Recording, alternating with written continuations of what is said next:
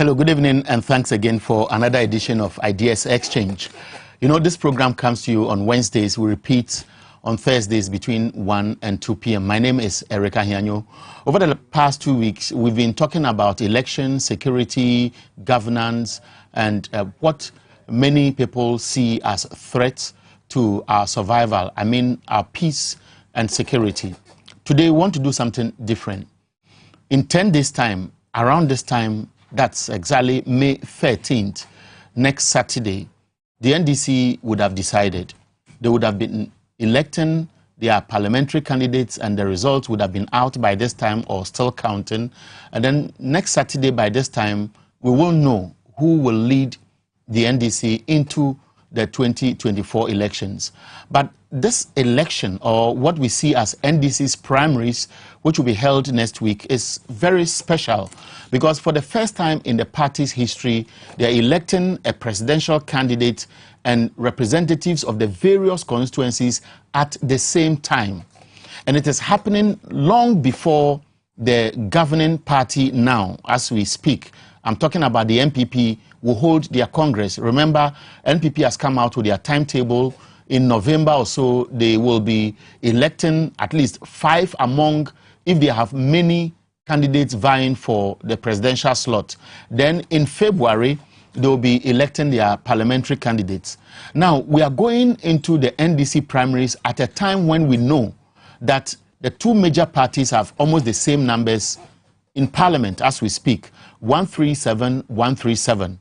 Some say the NDC presidential slot may be a foregone conclusion because they have their presumptive candidate, but anything can happen.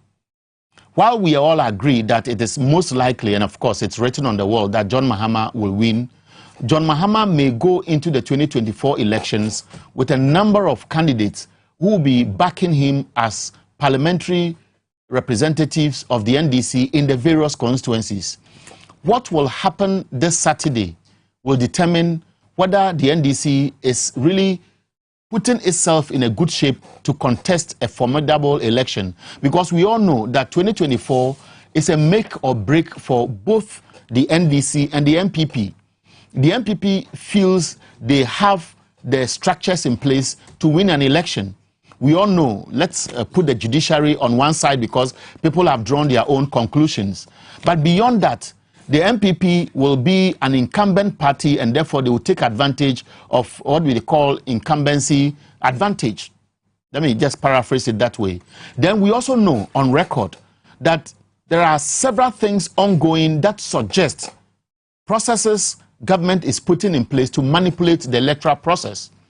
Because the EC and the NIA are conniving to disenfranchise as many Ghanaians in known strongholds of the NDC, and that is why the MPs are very aggressive, and we're happy that unanimously Parliament decided to ask the EC to go and take a second look at the CI they want to introduce for the registration of voters into the 2024 elections. Again, when the NDC's delegates go to elect their parliamentary candidates next Saturday, this is what it will do to the MPP. The MPP strategists will be closely monitoring what the NDC will be doing. When the NDC have finished electing their candidates, the MPP will weigh their strengths and weaknesses, and that may inform who they will field as candidates to represent them going into 2024. We also know that many times when incumbent political parties know very well they are on their way out, as opinion polls have suggested for both the NDC and the MPP, and every opinion poll that has come out over the last 7 to 8 months, if I'm not exaggerating, 1 year, suggests that the NDC is set to win the 2024 elections. So a lot of people in government, I'm talking about top government appointees, will be looking to grab some parliamentary seats, at least to keep themselves busy when they are out of politics or out of government.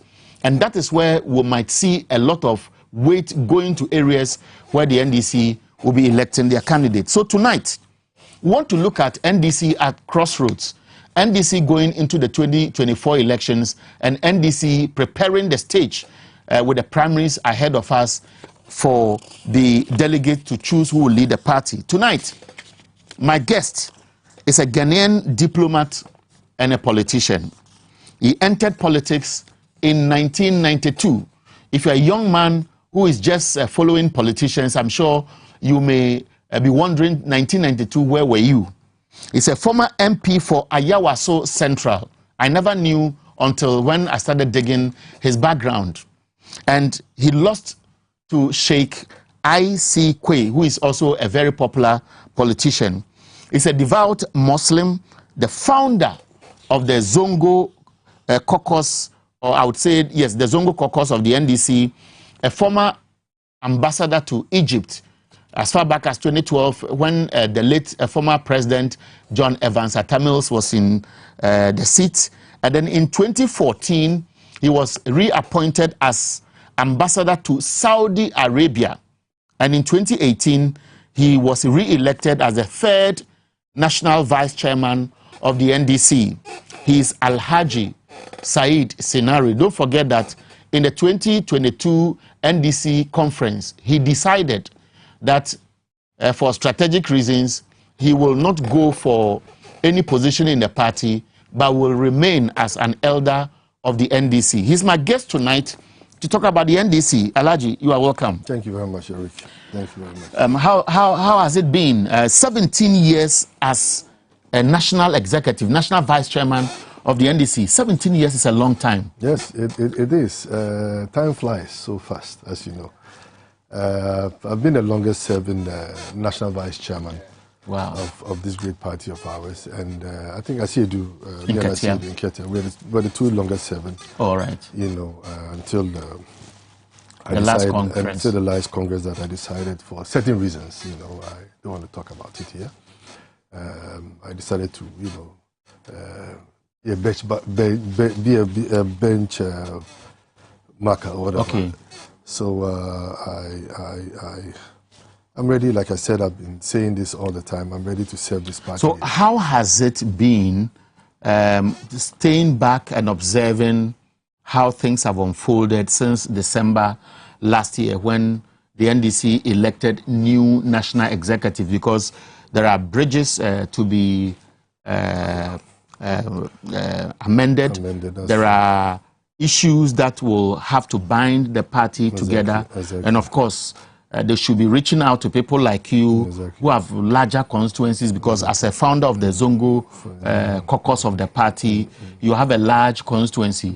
How has it been, and how are you preparing yourself to make sure the NDC remains very united? You know, like we always say, I mean, the party is supreme.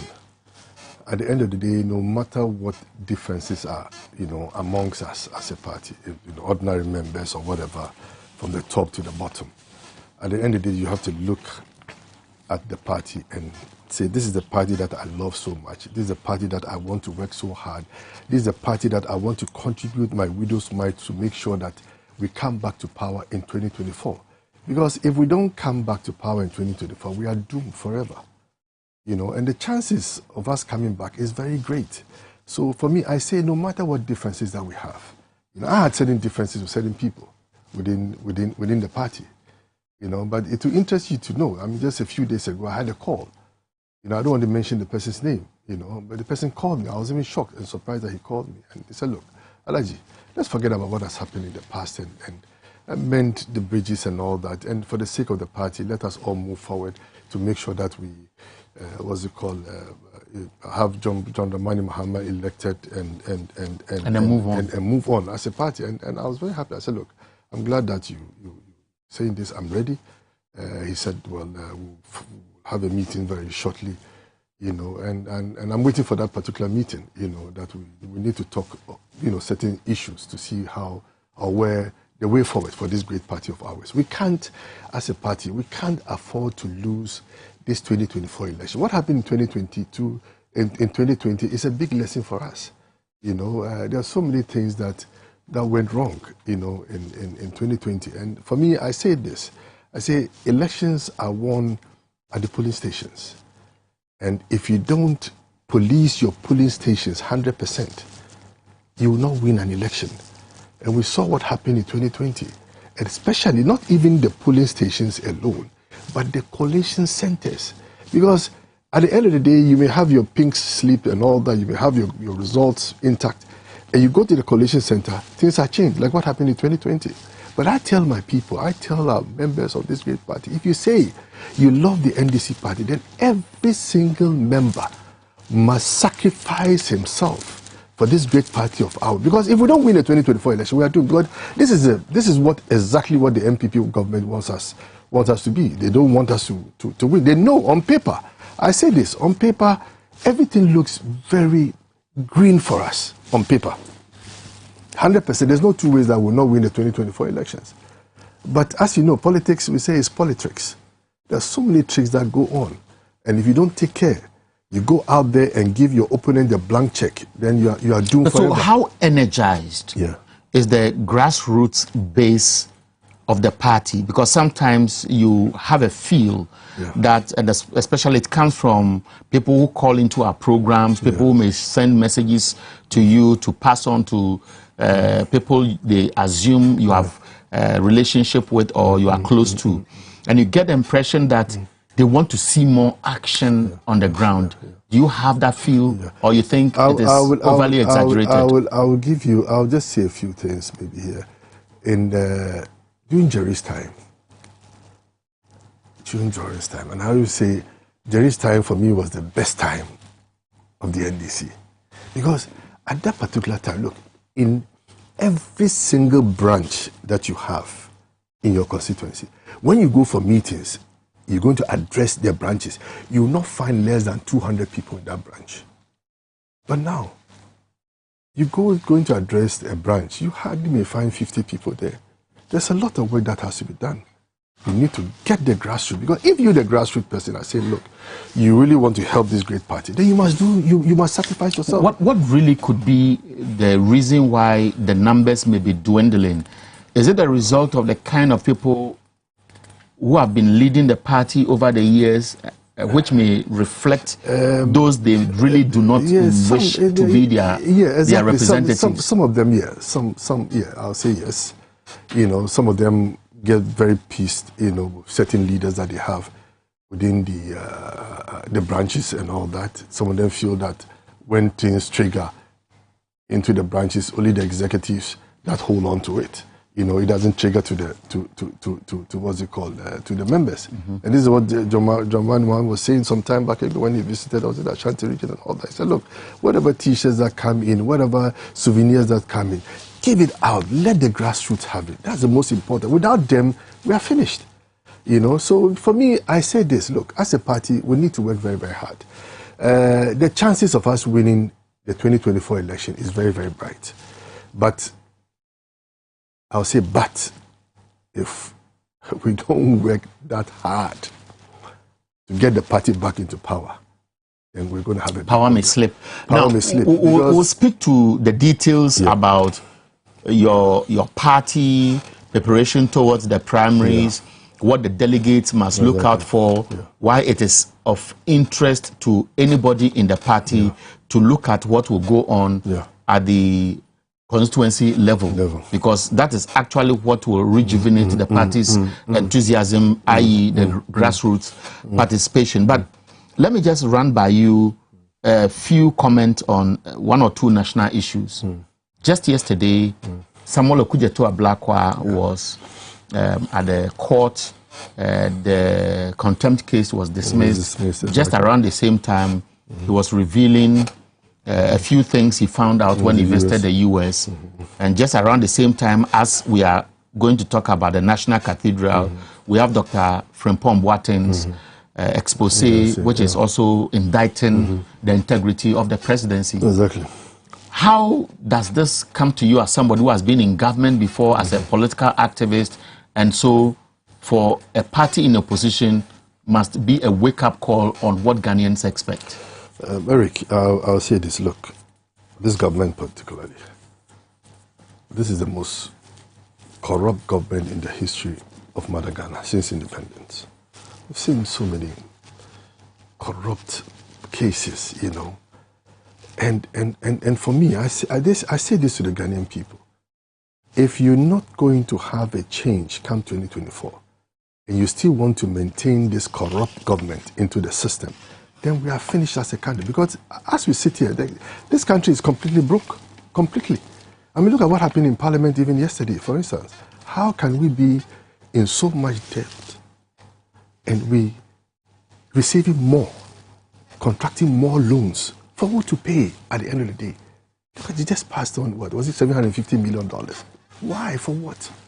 When you cannot even service, you are defaulted in your loan structures and all that kind of thing, and you are contracting more loans for this great country of ours. Why? That means, look, our grandchildren are the ones who are going to suffer. You know, how many years do we have more? But critics on the ground are saying, members of your party who are in parliament must equally share the blame. Some say, if you don't want to be part of the loan approval process, why were you in parliament? You could have stayed out to demonstrate to Ghanaians that you don't want to be part of that business. But others are saying that not even all of them were present on the floor. And with the speaker's absence, if all of them were there, things could have changed. Well, that's another thing. That's another problem that we have. That's another problem. I mean, you look at, we need the numbers. So where were they? That's not an excuse. I mean, if they were there, I don't think this bill would have passed. At the end of the day, you know what I'm trying to say? I do. Exactly. So where were they? What's the excuse? Were they sick? Were they campaigning out there? You know, because they have their numbers. Because at the end of the day, look, they will make their homework so well. They'll make sure they call every single member of theirs to make sure that that day we want you in parliament to come and vote for this particular bill.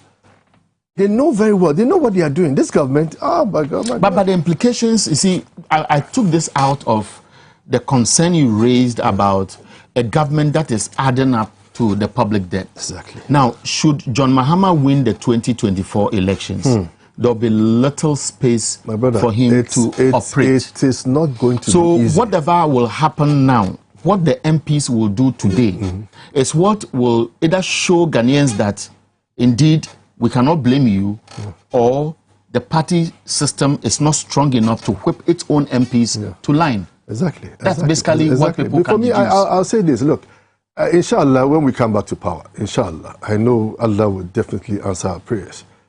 And if John Mahama is elected, I believe that the president will come out and let the Ghanaian people know exactly what is in the coffers.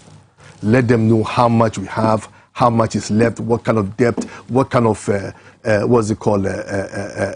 facility that is there for us to service and all that kind of thing. Ghanaians they have to know exactly 100% exactly what is going on. Without that, believe me, at the end of the day, they will not even believe us. You know what I'm trying to say? So we need to showcase to the Ghanaian people if we are elected, because it's not going to be easy for John Mahama come 2024. Assuming that we win, inshallah, we're going to win. It's not going to be easy. I mean, they have crippled the economy. And they're going to leave the dirty work for John Mahama to come and do, for us to revive the economy. And you look at today, go to the port today. It's so empty there. Go to the port. Somebody who imports a vehicle, for instance, and brings out a vehicle, the cost of a vehicle of $5,000 or $10,000, he winds up paying duty of almost $20,000. For what? I mean, look at the taxes. Look, I'll tell you an example. Look at the energy sector, for instance. There are so many companies that have left Mother Ghana here and relocated to Ivory Coast. They've relocated their plant to neighboring countries. Now I ask myself, and meanwhile, Ivory Coast, for instance, they buy from us. They buy electricity when they are short. They buy, you know. So how come Ivory Coast? How do they make it? Meanwhile, we're charging so much heavy tariffs on these manufacturers. How are they going to make the profit? They can't afford it. So a lot of them will relocate at the end of the day. We're going to lose a lot of them come years to come if nothing is done. If the government, look, the taxation, look at the fuel, for instance. Today I was just going around, I had to go and buy fuel. A few days ago it was 12.49. Today it was 12.64. In another few days, the fuel will go up to 13 point something. You know, so there's as a leader of one of the strongest political parties, which has been in government before and now in opposition. I've heard Martin Kpebu, I've heard Imani Africa, I've heard other people suggest that the NDC, which is the alternative party that can come to power, is not demonstrating anger enough to send that strong signal to government that, look, you can't take more than you deserve. Yeah. And well, I may agree on that. I think that's why there's a lot of work that has to be done from national.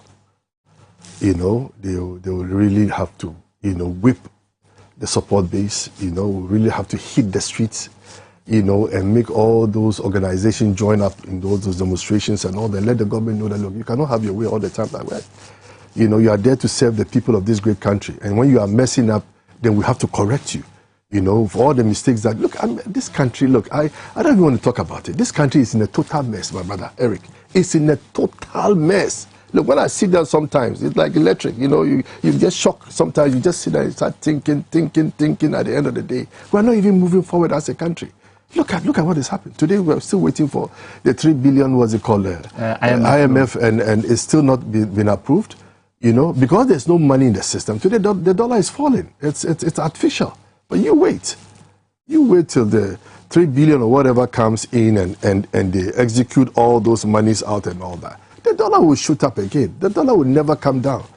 You know? My guest is Alhaji Saeed Senari, is the former ambassador to Saudi Arabia, former ambassador to Egypt, former third national vice chairman of the NDC. He's been there for 17 years, a former MP for Ayawaso. Is it Central? Central. Right. And I can add on and on and on. We want to talk about the NDC today, and of course our focus will be on both the presidential and the parliamentary primaries. I'll be sharing some data with you. But before that, let's speak briefly. How have you seen the presidential campaign so far? It looks very good. Very excellent for John Dramani Mahama. I mean, there's no two ways about it. John would definitely win the primaries come May 13th. But I have a concern. I will say this. If John has to win, we want to win very massive and very big. I don't expect the delegates to disappoint John Dramani Mahama come November 13th by making sure that they don't give John Dramani Mahama less than 98.5% of the votes. Have you been following his campaign? We'll be sharing some videos we've put together of the two main candidates who are active on social media or maybe the mainstream media with their activities. And I'm sure while we are having a conversation, you've seen it. His message is both touching base with the grassroots and at the same time assuring Ghanaians of what he will do if he should win the 2024 elections. And of course, Kobina Dufo has also been touching base with the party, speaking to them about what he brings on board. I've heard Kojo Bonsu here and there.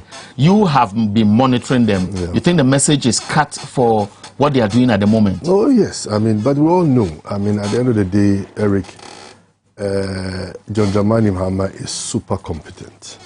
When I say super, I mean, among all the three candidates, and we all know how credible John Dramani Mahama is. I mean, he has a solid track record that nobody, no leader in this country has ever beaten that track record. He has done so much. I mean, look at today, look at the infrastructure development, for instance, in Ghana here. From the time that he was vice president to the time he became president and all that kind of thing. Massive in 3 years.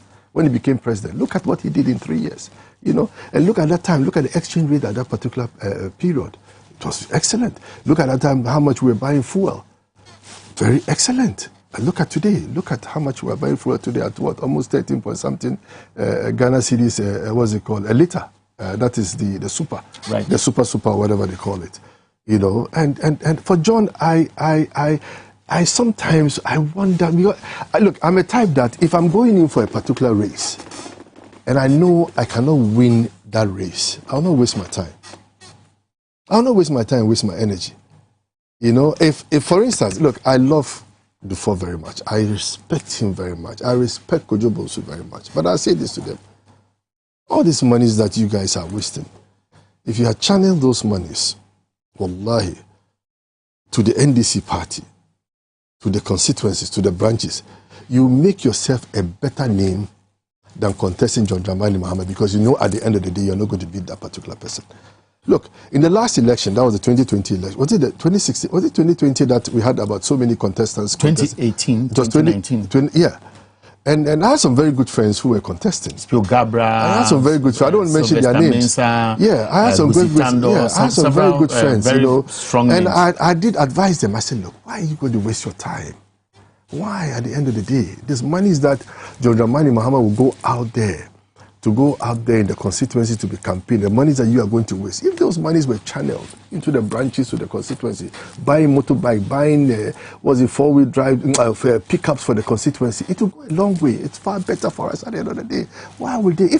If you know you're going for a race that you know you're not going to win, why do you waste your time? But so at the end of the day, some have also said that the kind of message that is put across may come back to haunt the party because opponents may exploit it, even though it may not reflect the truth on the ground. I've heard Dr. Dufour recently talking about figures suggesting that John Mahama failed. I've heard Kojo Bonsu also make similar comments. They are your colleagues because you have all been in the same party when you were in government. How do you feel when you reflect on some of these comments? It's just unfortunate. I mean, John has not failed this country. Everybody knows that. John has performed better than even the current president that we have here today. So what are they talking about? So why will you want to wash your dirty ladies at the end of the day in the public domain, knowing well that John has done so well for this great country of ours? That's why he's got that support base till today. It is John that they know. They don't know nobody. You know, it's just like Jerry's time. Nobody knows anybody apart from Jerry. You get what I'm trying to say? Whatever Jerry says, they end it, or it was planted on them because, for example, you see some personalities following some of the opponents of John Mahama, and they are creating the impression that maybe some people want to hijack the party, and that is the reason they are fighting him on the political platform. Who wants to hijack the party? The party is bigger than any individual at the end of the day. You know, my main concern is what contribution are you going to make at the end of the day to make the party win the 2024 election? That is my question to everybody, every NDC member. What are you going to contribute? You know, you cannot sit down in your house there and be criticizing the NDC. Oh, NDC has done this. This person did this to Sami Shami, this. But meanwhile, you are not doing nothing. You are not contributing nothing towards victory come 2024. And we need everybody. Everybody needs to contribute his widow's mite at the end of the day. But for me, I'll say this, the party is greater than any individual.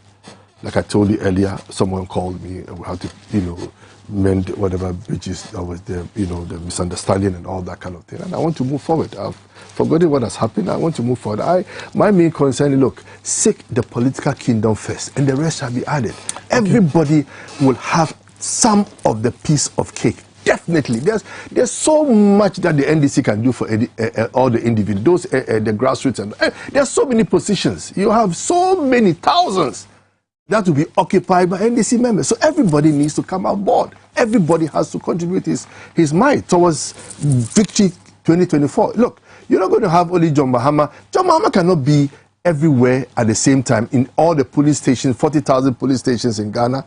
I mean, come on. We all have to help John Mahama to achieve his goals and aims for this great party of ours. If we're going to sit down, then it will be that okay, my guest is Alhaji Saeed Sinari. Now, let's look at what will be the real challenge for the NDC going into the 2024 elections. They will be cooking their own meal and they will be tasting it close to December 2024.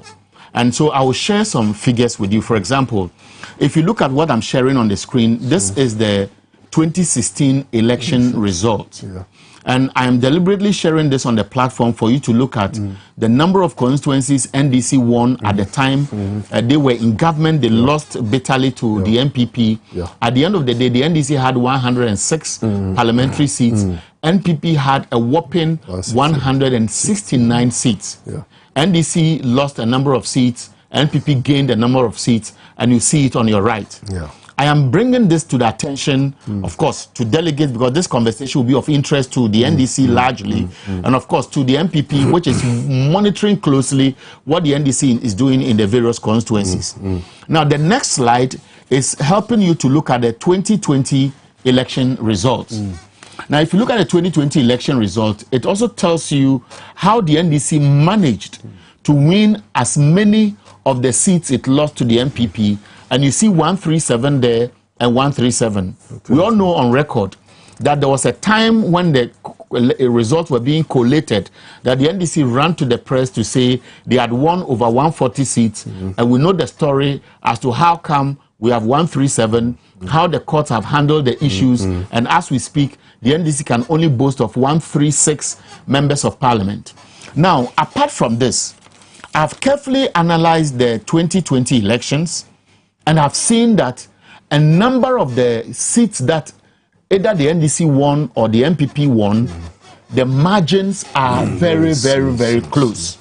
And that is what is going to inform our conversation for the next 30 minutes. And of course, I'll share a few with you. We'll take a break. When we come back, you'll notice it. For example, if you look at some of these seats that I am speaking to, many of them you can see, for example, if you look at the Ebuakwa North constituency, the margin is just around 2,000. So the producers can move on from time. So you move to the next one, which is the Ahianyo North. You look at the figures.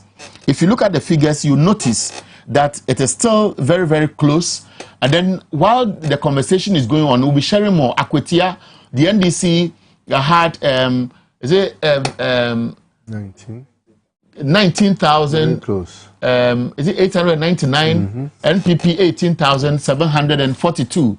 Move on to the next. So you go to Amenfi West, and of course, when we come back after the break, I've counted as many as my figures show, almost about 30 here, 30 seats. The results were very close. Some by margin of 300, 400, 250, 800, 750. Some were seats NPP have won before, some were seats NDC has taken. So it means that the candidates contesting for some of these seats, either as a result of the action by NDC executives in those constituencies, there will be apathy if the results don't reflect the will of the people, or godfathers of the party who are planting people on the candidates in some constituencies, or non-performing MPs who will maybe use money to influence people and may be retained, and for that reason people will be angry, or very competent MPs, and out of envy or jealousy somebody may influence delegates to vote them out. Whatever happens, the figures I'll share after this break will help you to take a decision if you want NDC to come to power in 2024. We'll take this break. That's teasers of some of the presidential candidates. And when we come back, my guest will help us tease the issues out.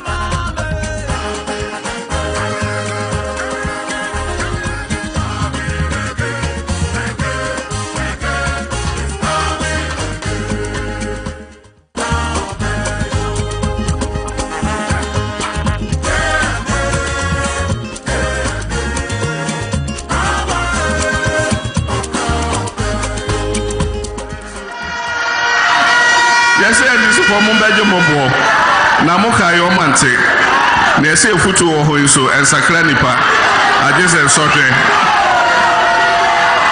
It's in Sotre, I have for Mumbai, and Yamenshi.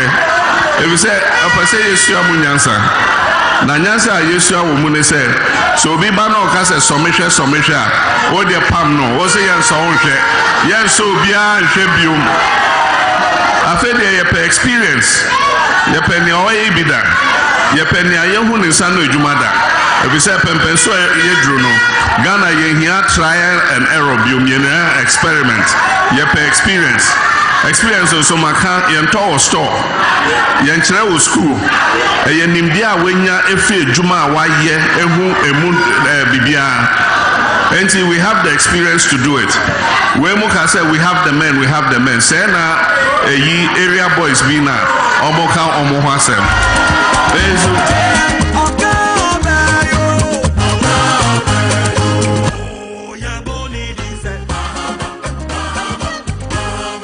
Mahama is our hope for a better tomorrow. John Mahama to deliver a better Ghana, a familiar Ghana.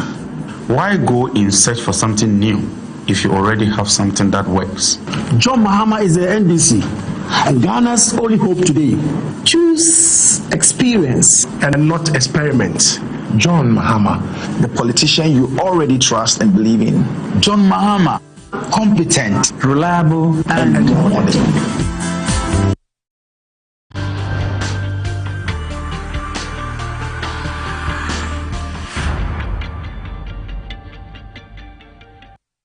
Welcome. This is Ideas Exchange. Tonight we are looking at the NDC primaries. We are building up, and next Saturday we can promise you that XYZ broadcast, I'm talking about TV XYZ, Power FM, will be giving you comprehensive coverage of proceedings across the country as the party delegates go to elect who will become the flag bearer of the party for the 2024 elections, and of course how the results will pan out in many of the constituencies. So I'll share some figures with you, and I'll refer to my producers to help me with some of those constituencies.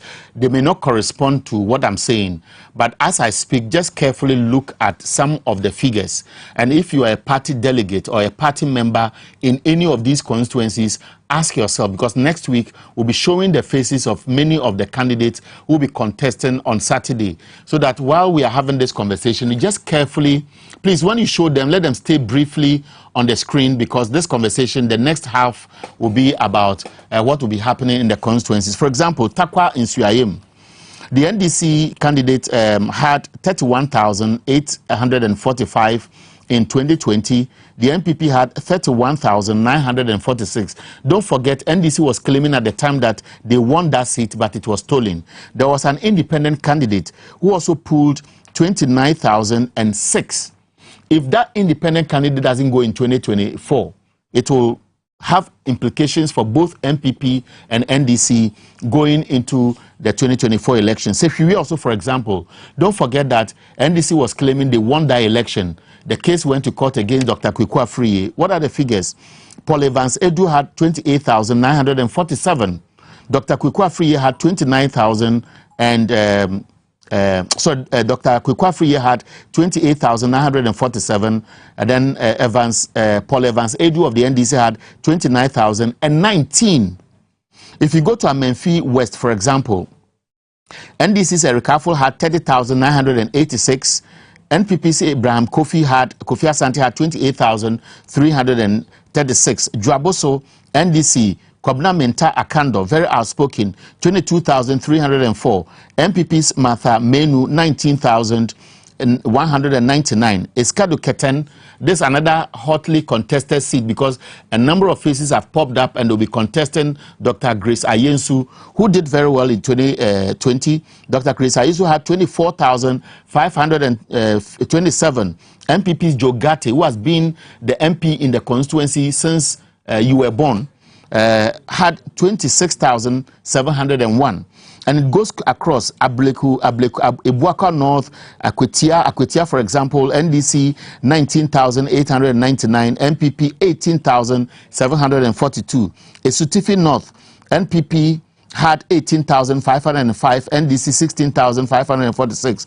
Boku Central, Mahama Yereges area, NDC 25,490.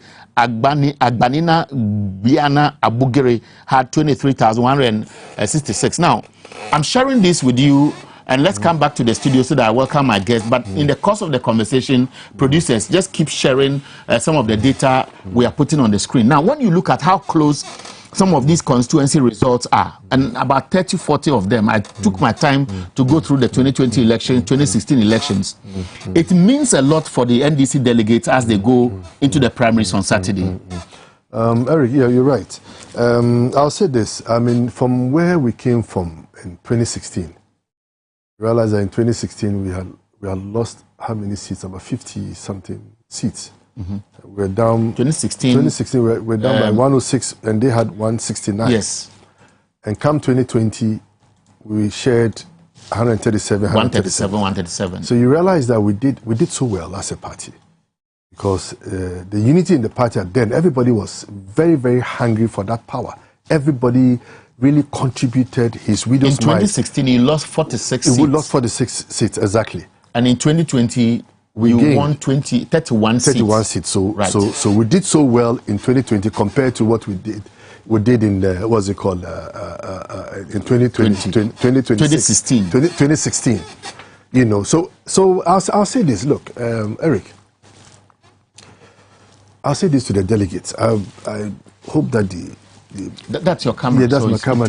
I hope that they're watching me very carefully. And some time back, there was this clip that they posted around, you know, all the media and all that. There was this function in Domain Kobina.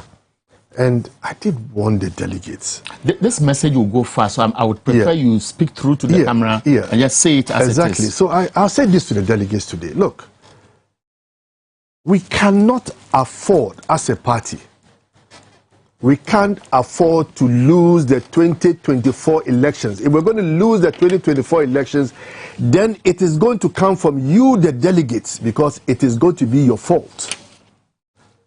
I'll say this also. It's not about money. It's not about money. It's not about somebody being the highest bidder. So if somebody who comes out with the highest amount, that is the person that you're going to vote for, that is complete nonsense. It's complete nonsense. And I'll say this.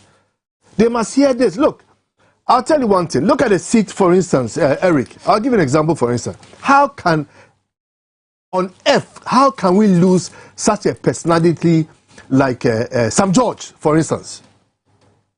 I mean, let's be very honest with ourselves.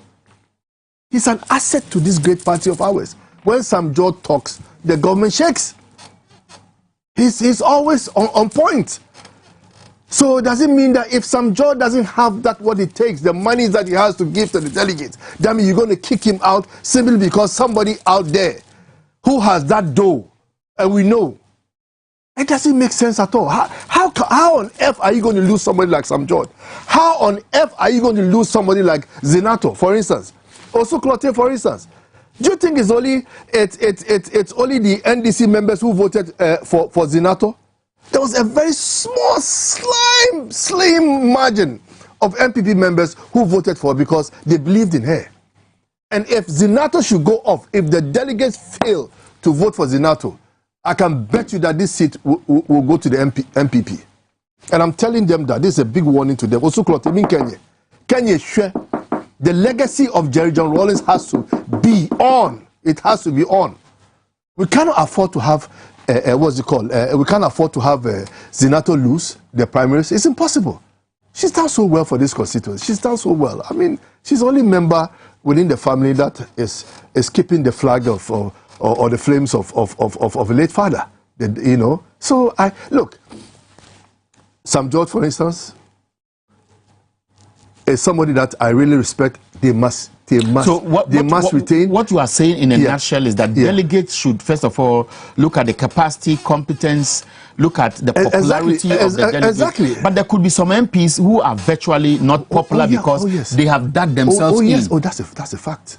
But I'm saying that there are a few of them that have not done well. Look, I've been an MP before. I know what it takes to be an MP. If you're going to be an MP, you're going to be that lazy.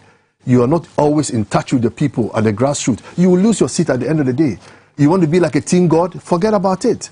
Look, that is why it is very important for every single member of parliament. When you go out for a break, or when parliament is on a break, touch base. You go out on a break for 2 months or whatever, take 2 weeks and touch base, or 3 weeks. Touch base, go to your branches, visit the constituency, have a town hall meetings, meet the electorates, meet them and all that. Is it not too late now? Well, it's too late now. I'm saying that, but in the past, that's why they say you buy tomorrow before tomorrow comes. So you do your homework well from the beginning, so that at the end it will be easier for you to be retained. But we know at the end of the day, whether we like it or not, there are some very bad nuts. But I'm talking of the good nuts. You know, I'm talking of the Sam George, I'm talking of Zinato, I'm talking of Ahianyo Idrisu, I'm talking of Murtala Mohammed, I'm talking of Suhini and Jinapo. So there are some who are actually demonstrating how they touch base with the people. Oh yes, some. But I mean, someone like Haruna, for instance. I mean, Haruna. Of course, Haruna everybody knows. Look, Haruna, for me, I respect him. He's my far junior brother. I respect him so much. He's done so well. No, he's not a greedy or a selfish person. Haruna, for instance, has invested into the people in the northern region. Not the 3 northern regions. He has helped so many people in their constituencies, individuals and all that. He's not a selfish person. And I respect him for that. You know, so for Haruna, it's that kingdom come. He'll be there forever as long as he wants that seat. He'll remain there. If he doesn't want, that's a different ball game altogether. But for me, I see Haruna has really done well. That's why he hurts me, you know. In 2016, yeah, and of course, in 2008, yeah, if you look at the political history and how parliamentary results have shown going into major elections, when candidates are planted on constituents, it has consequences. Oh, yes. Of course, there's also this perception about godfathers scheming for people to represent them. Exactly. And there are a number of constituencies I have here. I'm sure next week when we go to the second phase of our build-up for the live coverage. Now, if you look at the party leadership, for example, you have mentioned 1 or 2 just for the sake of this conversation. I know you have a tall list of people you consider as good MPs who are worthy of being retained. Exactly. How should leadership of the party, either from the top, at the regional level, at the constituent level, be seen to be engaging delegates to understand why somebody may be a right candidate? Because there's a caveat as to who should be seen to be actively campaigning or otherwise. But for many delegates, they may not know the impact or the import of some of the actions they'll be taking. Eric, I always say this, you know, sometimes I hate to see certain personalities within the party, certain gurus, imposing certain candidates against the will of the people in that particular constituency. I don't think that is right at the end of the day. Let the people make their choices. You know, the constituency is there. They have delegates and all that. Let them do the right choices. Because for me, I feel that's why I said this to the delegates. I said, look, you go to weigh, you look at the candidate, you look at his performance, you know, how good he is. You know, it's a package. Like what you said, you mentioned so many. You know, it's a package. You look at the person's charisma, you look at the person's competence, you look at the person's humanity and everything. You know, and if you see the person is good and the person is capable of championing the party's cause, why don't you vote for the person? Why would you want to wait for Mr. B or Mr. C to give you monies to influence you and to vote for the wrong candidate at the end of the day? When come 2024, then we're going to lose the seat. It's an example that I gave you, Osuklote, for instance. Okay, so now let's look at this. You and me, we want to contest for Ketu South, for example. You don't have money, you're a poor man, okay? But you are very influential. You can mobilize people. You are the ordinary boy on the street. Exactly. And then I am the rich person. The rich Alhaji. Okay. I'm praying to be like you. The rich Alhaji, that's just for the purpose of the conversation. Who I know where you're coming from. Who is competent because I am highly educated. If a delegate finds him or herself under such circumstances, what should influence his vote? If I'm the delegate, I'll vote for the poor Alhaji. For the poor Alhaji. Because you can mobilize the people. And that is what is very important for. So it means that party. Delegates going into the primaries have a huge task. Oh, they have. With just 10 days left. Oh, yeah, they have. They should be very, very careful because they are going to do or undo the party at the end of the day. If they elect the wrong candidates, we are going to suffer the consequences. And look at the figures that you are giving us. For instance, about 40 constituencies or whatever. The margins are very, very slim. Very, very, very slim. So if care is not taken... I'll pray that they continue with the rest that people have not seen so far. If care is not taken at the end of the day, we will suffer the consequences. So I tell the delegates, look, I beg them in the name of Allah. I beg them in the name of Allah. I beg them in the name of Allah. We just finished this holy month of Ramadan just about 2 weeks ago. They should go out there and do the right thing. It's not about money. It's not about somebody going to give you the highest amount of money that you're going to vote for that person. No. What could be, I tried to highlight it in my preamble, the consequences of the primaries you are holding next Saturday. The MPP has carefully looked at the 2016 elections. My close associates within the party told me that informed their strategy into 2020. 2020, what they expected actually didn't materialize.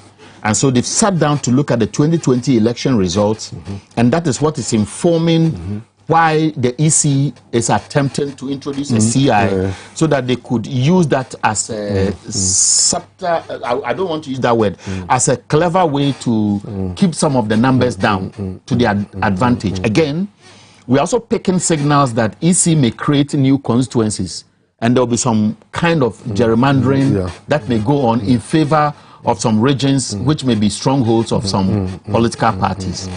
Now, when delegates go to the polls on Saturday, knowing very well that the incumbent party will wait for the results to inform how they strategize on the ground to feed on NDC's shortfalls should things go bad in some constituencies, how should they be informed going forward and coming out of the elections? I'll say this. Look, it doesn't look too good for the ruling party. That's why I said earlier in my submission that on paper today, it looks very excellent for this great party of ours. But if care is not taken, you know, today we can have the best candidates. You can have the best flag bearer, you can have the best MPs, you can have the best national executives or regional or constituencies or whatever. If you don't do what is right at the D-Day, then we will suffer the consequences come 2024. This is my take. We need to do a lot of work, and that's why I said earlier, the police stations, the coalition centers. Now, you tell me, if we're able to mobilize our people in the coalition centers, in their thousands, and even they bring all the security apparatus, whatever, even with guns and all that, do you think they're going to fire 1,000 or 2,000 people at the coalition center? So vigilantism. Exactly. We need to be very, very vigilant. If we are not vigilant in the police stations and the coalition centers, then we are doomed as a party. That is for me, look, that is the key to everything, to our success come 2024. It's not about candidate A or candidate B or whatever. You can have the best of all the best. Some say it will be like a communal labor. Oh yes, you have to. They have to. Look, every single NDC member, I said this with passion, that if you say you love the NDC party and you say you want John Omani Mama to be our flag bearer, then contribute your widow's mite come 2024. Don't go out there and sleep. The day of the day of you voting in 2024, stay there, eat at the police station. The same thing, as you say, happened in 2008. Oh yeah, people voted and they stayed there. I was a polling agent, and when the results were being counted, Eric, they were there. In 2028, I was a polling agent. So 2008. So it shows how we were hungry for power. Now, you understand what I'm trying to say? We have about 5 minutes left. Yes, because you are the founder of the Zongo Caucus. Yes. Just recently, Ben Efson, who many say has lost his credibility as somebody many refer to as a pollster, was creating the impression that the NDC has doesn't have or has lost its base, i.e. the Zongo community, and even went to the extent of saying that the party has never chosen somebody from the Muslim community either as a candidate or the vice, and they quickly referred him to Alhaji Muhammad Mumini.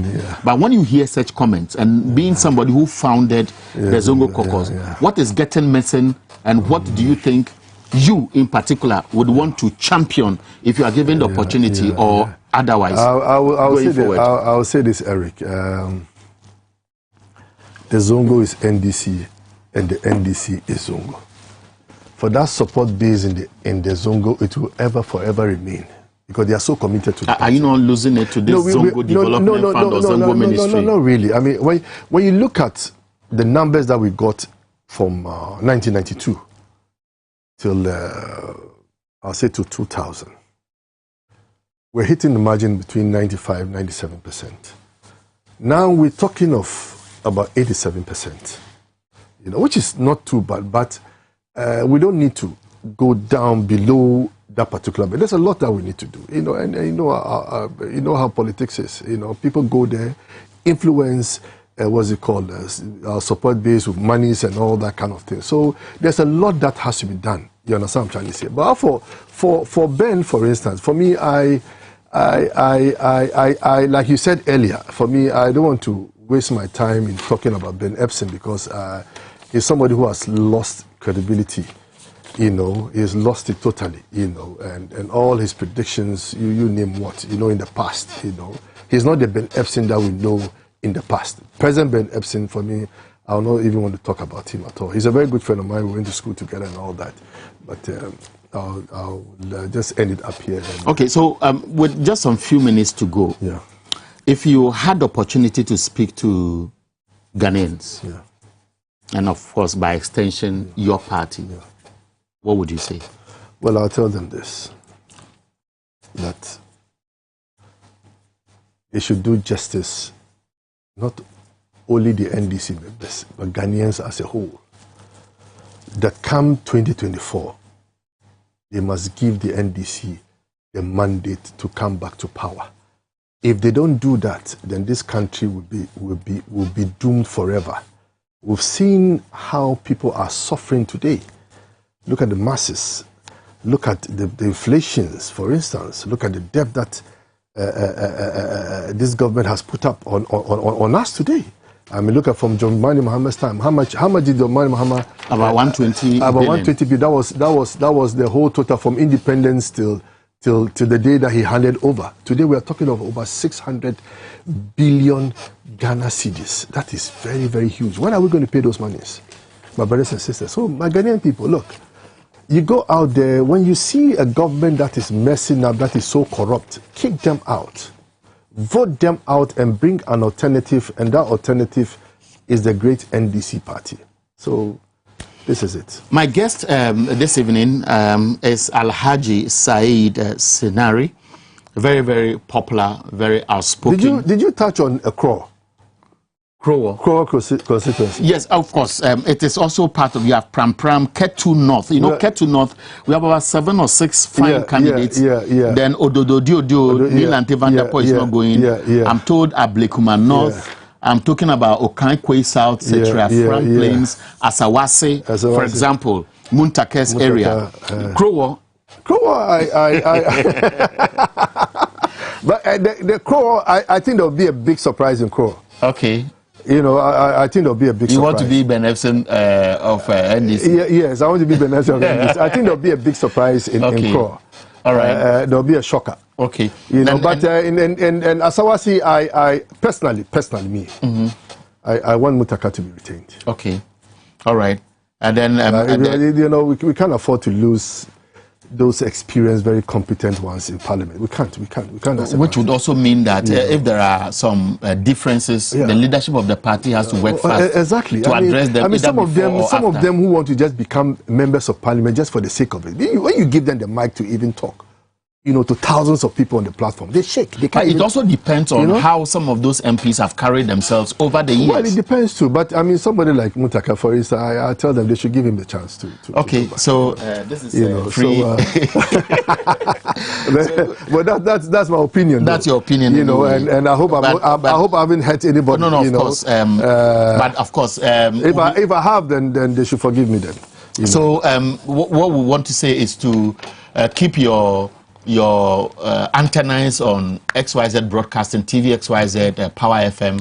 Of course, there are several other platforms. Your job, I say, Kwame Menka and his team will be continuing these conversations as we build up towards the NDC primaries on Saturday. Of course, Mugabe Mase, Oheneba Buama Benye, and of course, the news team would also be doing series of these conversations. And of course, I would also be part of it.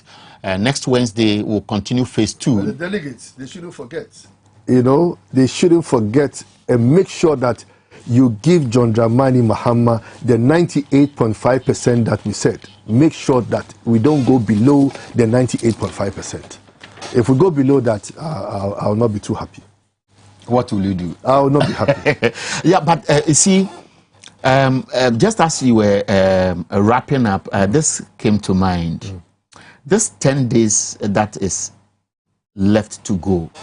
Sometimes people carry this impression that the NDC must also be aware of candidates who are most likely to be getting some support from opponents, not because they are interested in the seats, but they just want to spoil the soup. I've seen the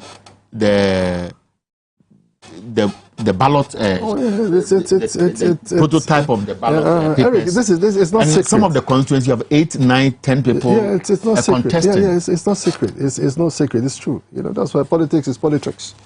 So you find your opponent. But MPP says they will break the 8. They will break the 8 under my dead body, though. What happens if Baumia should win NPP's ticket to NDC? If Baumia wins, for me, it will be super for us.